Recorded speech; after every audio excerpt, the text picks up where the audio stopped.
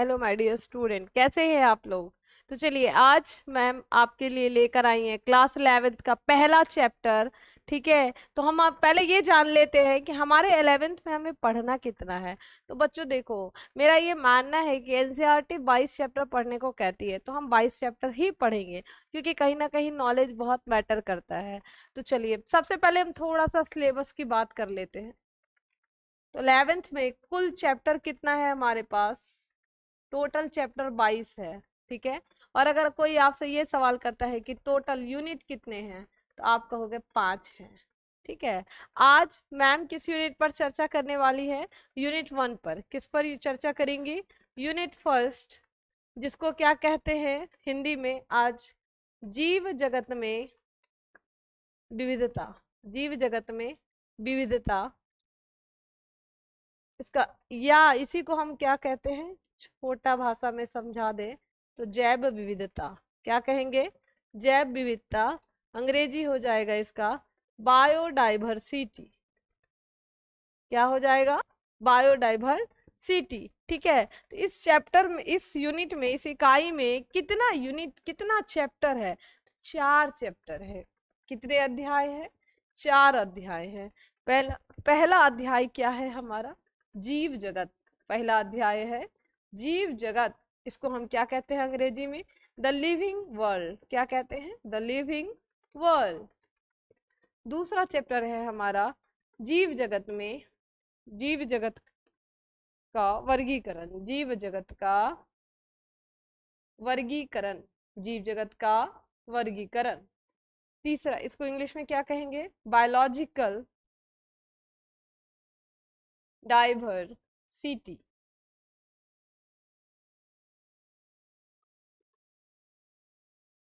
Classification होगा, biological classification. ठीक है, तीसरा चैप्टर है हमारा वनस्पति जगत। कैसा जगत? वनस्पति जगत। इसको इंग्लिश में कहेंगे हम प्लांट किंगडम। क्या कहेंगे? Plant kingdom. और चौथा चैप्टर क्या है बच्चों? चौथा चैप्टर है हमारा जंतु जगत, या इसी को एनसीईआरटी लिखती है प्राणी जगत। तो चलो, मैम भी प्राणी जगत ही कह रही है, लेकिन प्राणी बोले या जंतु बोले, बात तो एक ही हो जाता है ना। प्राणी जगत, या क्या कहेंगे इसको इंग्लिश में? Animal kingdom. क्या कहेंगे हम? Animal kingdom. यहां तक बात समझ में आ गया? इकाई 1 में हम कितना चैप्टर पढ़ेंगे? 4। कौन कौन सा? जीव जगत, जीव जगत में वर्गीकरण, तीसरा क्या है? वनस्पति जगत, और चौथा प्राणी जगत। चलो, अब बोलोगे मैम कि टोटल यूनिट तो आपने 5 बताए, तो बात सही है, 5 यूनिट होता है। 1 2 3 4 5। पहला यूनिट में होता है बउआ 4 चैप्टर, सेकेंड यूनिट में 3 चैप्टर, थर्ड यूनिट में भी 3 चैप्टर, चौथा यूनिट में 5 चैप्टर, और ये पांचवा यूनिट में होता है 7 चैप्टर। तो आप गिन लो, 4 3 7 3 10 7 17 5 22 चैप्टर। तो चलिए, अब हम आते हैं चैप्टर की ओर। तो हमको पढ़ना क्या है? तो मैंने कहा आज हम सबसे पहले चर्चा करेंगे चैप्टर का। चैप्टर का नाम क्या है?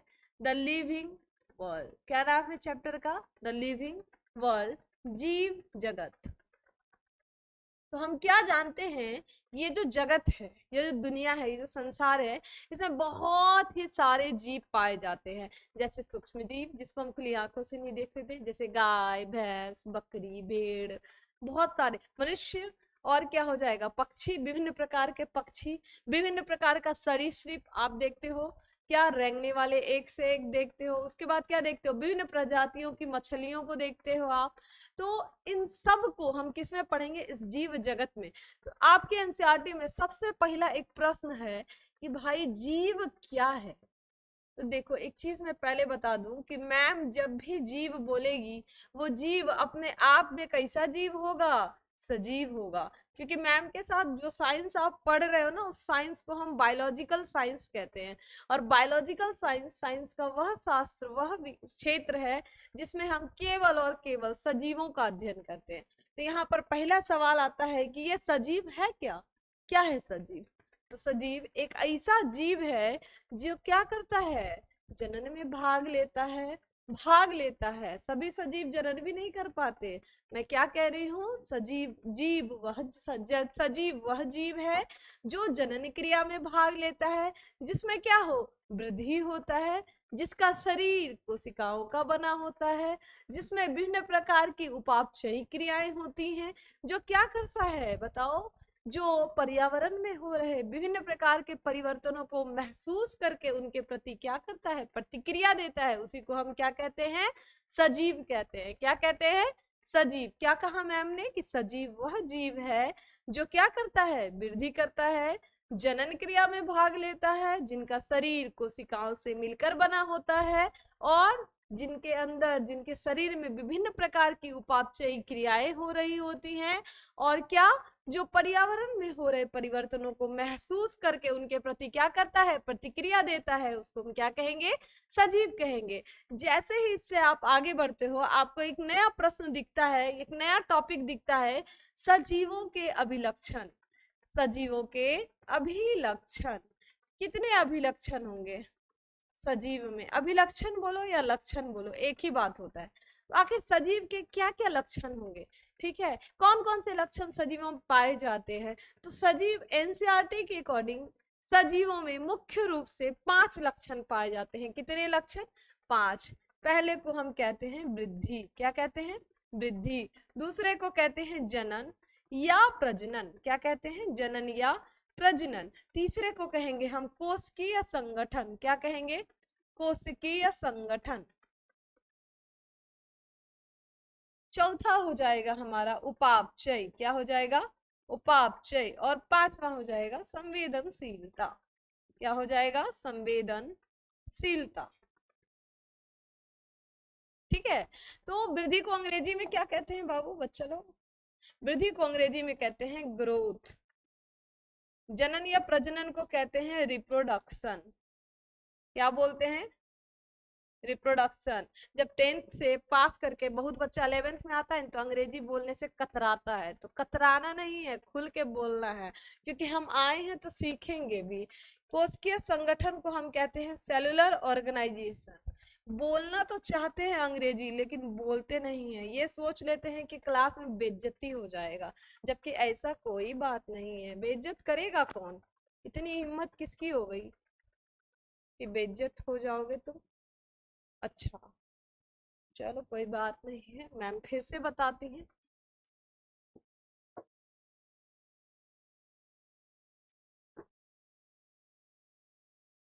हाँ, तो मैम क्या कर रही है? उपापचय। क्या हो जाएगा उपापचय?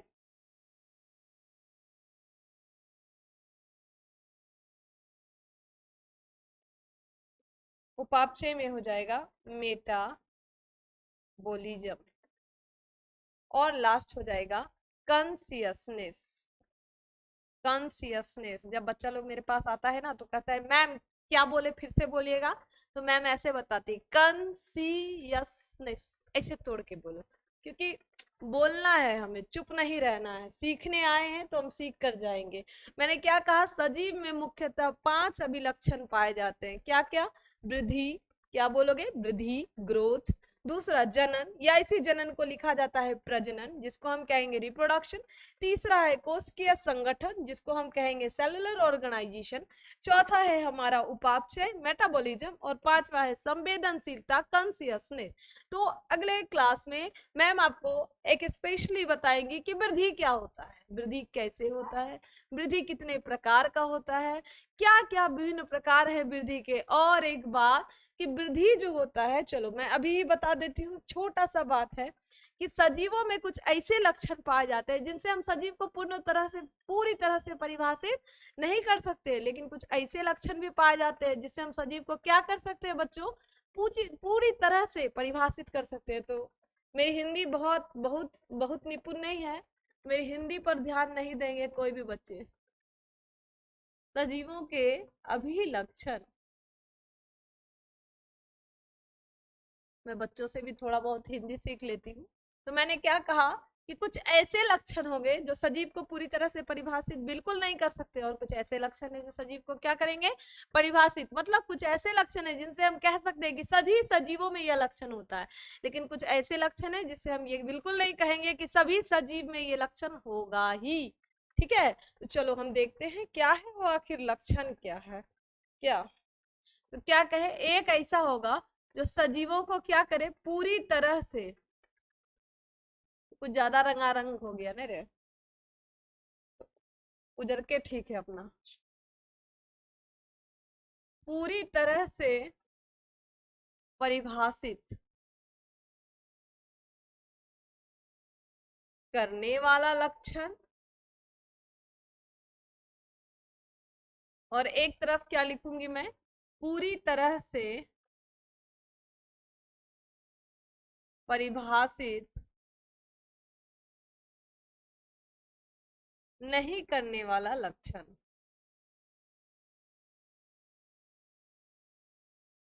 तो बताओ, पहले नहीं बताएं कि पहले हाँ बताएं, क्या बताएं? हम सोच रहे पहले नहीं ये बता देते हैं। नहीं में दो गो लक्षण है, एक वो है अपना वृद्धि। ये वृद्धि क्या करता है, सजीव को पूर्ण रूप से परिभाषित नहीं कर पाता है। हम ये नहीं कहेंगे कि सभी सजीव में वृद्धि होता है, क्योंकि वृद्धि निर्जीव में भी होता है। और दूसरा होगा जनन। दूसरा क्या है, जनन। हम ये नहीं कहेंगे कि सभी सजीव जनन करते हैं, कुछ सजीव ऐसे भी होते हैं जो जनन में भाग ही नहीं लेते हैं। अगला, जनन को ही क्या कहते हैं, प्रजनन। इसको अंग्रेजी में क्या कहते हैं, ग्रोथ। और इसको क्या कहते हैं अंग्रेजी में, रिप्रोडक्शन। ये दो वो मुख्य लक्षण हैं जिससे हम सजीवों को पूरी तरह से परिभाषित नहीं कर सकते हैं। अब मैं आपको तीन ऐसा लक्षण बताती हूँ जिससे सजीव को हम क्या करेंगे, पूरी तरह परिभाषित। एक क्या होगा, उपापचय। तो सभी सजीवों में उपापचय है, क्योंकि हम जानते हैं कि बिना भोजन के हम रह ही नहीं सकते।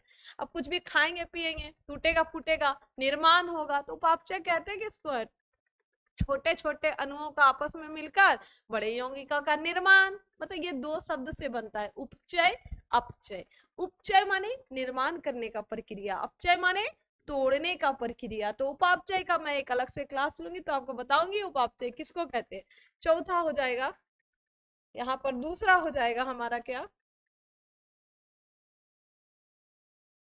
कोशिकीय संगठन। क्या हो जाएगा, कोशिकीय संगठन।